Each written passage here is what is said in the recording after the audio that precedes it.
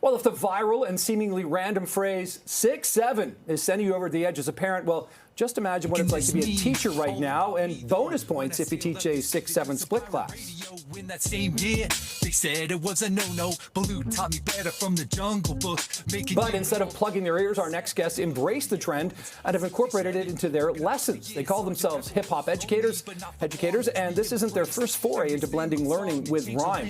Joining us live this morning, Andrew Gerge, Chase March, and Michael Gransu, the hip-hop educators. Gents, thanks for being here this morning. Good to talk about this. Michael, I'll start with you. The idea of taking 6'7", which drives a lot of parents and teachers kind of up the bend, but gets a lot of students' attention. Where did you get the idea to sort of put the song together and then try to incorporate it into teaching? Well, I actually have to slide that to Chase. That was Chase's the brainchild of that particular song. So Chase, go ahead, take it away. Thanks. I was tired of 6'7", just like what it doesn't mean anything. So I'd ask my students, what does it mean? And they couldn't explain it, and they just acted like I was crazy, like I didn't know what I was talking about.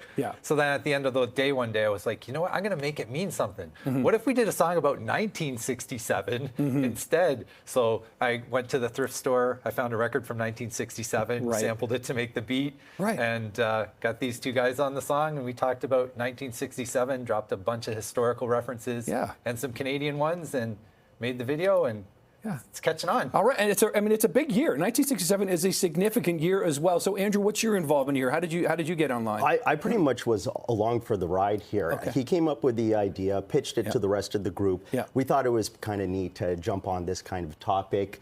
I wrote a few bars, sent it to him. He liked it. And then came right over to my house. We recorded the track, and this is it right here. What's the response been then? Well, it's been amazing. The students really engaged. The first time we played the song, the first couple seconds they were laughing and silly and giggling. But then as it settled into the second verse and getting a little deeper into it, it was pin drops, really quiet. You could really hear that they were zoning in and connecting to it. And then also to shout out Wisecrack, he made a remix version of it too, with the lyrics actually on the screen. So we then watched the remix version, and dead silence. Everybody's reading, trying to understand everything, so they were really engaged. And it's almost a trick, isn't it, to teach them by song, by catching, like sort of catching out of the zeitgeist of whatever 6'7" is, but it's also getting the kids' attention and getting them to learn, isn't it?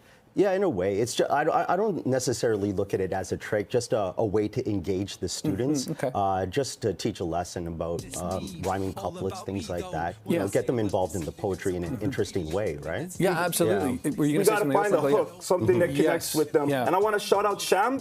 Like a couple days before Chase even mentioned the idea of the song, one of my students at the end of the day, we're waiting for the bell. She's like, do you know any Gen Z slang? I'm like, no. And then she taught me about clock it. She taught me about 6'7", and then just the timing lined up, because a few days later, Chase was like, yo, let's do a song on 6'7", and I'm like, I think this was meant to be, right? Yeah, and Chase, this is not the first time you've sort of incorporated rhyme into teaching. Can you give us a bit of like how you realized it clicked the first time and why you continue to do it then?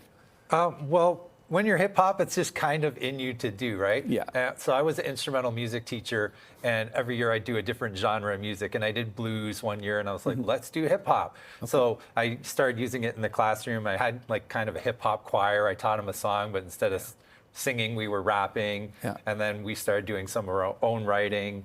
And it's really cool just to be able to bring this into the classroom, because it's kind of the first time in history where, you know, parents and students like the same kind of music. Yeah, right? it's true. So like my dad didn't like rap music, but he liked a few of the artists that I started to like. So even though some of the kids are listening to different artists than we may be listening to, we can still find a way to connect with them and bring in that youth culture and have an effect in the classroom. Yeah, what have you seen, Andrew, personally? In a similar way, I run a rap and poetry club at the school where I get the kids involved in writing their own rhymes, writing their bars, making their own beats, and then bringing it together as a song. So it's just a neat way to teach poetry, get them performing in a new kind of way. So it's pretty inspiring, isn't it, Michael, to see the connection you've been able to make here and making, you know, the language, the words, the music relevant to students. Most definitely, and it goes two ways, inspiration, because it's not just about them studying our music. We give them challenges to write their own rhymes on certain topics. And I was blessed to perform with a couple of our students at the When Faith Meets Pedagogy, a big conference of all Ontario Catholic schools.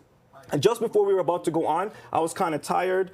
And the students themselves, they rallied the troops. They said, yo, let's practice. Let's run it again. Let's run it again. And that sparked my battery. So it goes both ways, the inspiration. That's amazing. Hey, you guys are an inspiring cast of characters. I really appreciate you joining us this morning. Do we do a 6-7 before we go? Sure. Okay, on 3. 1, 2, 3. 6-7. Stay great. There we go. All right, that's a great conversation. Thank you all for being here. We're back with more breakfast.